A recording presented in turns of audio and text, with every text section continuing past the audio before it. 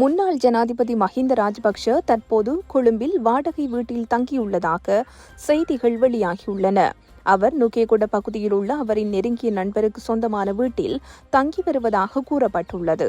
முன்னாள் ஜனாதிபதிகளுக்கான அரசின் அதிகாரப்பூர்வ இல்ல வசதி ரத்து செய்யப்பட்டதைத் தொடர்ந்து விஜயராம அதிகாரப்பூர்வ இல்லத்தில் வசித்து வந்த மஹிந்த ராஜபக்ஷ செப்டம்பர் 11 அந்த இல்லத்தை விட்டு வெளியேறினார்.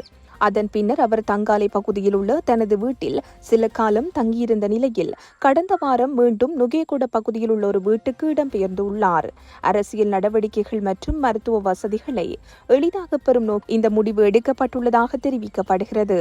இந்த வீடு அவரின் நெருங்கிய நண்பருக்கு சொந்தமானதாகவும் வாடகை அடிப்படையில் பயன்படுத்தப்பட்டு வருவதாகவும் கூறப்படுகின்றமை குறிப்பிடத்தக்கது.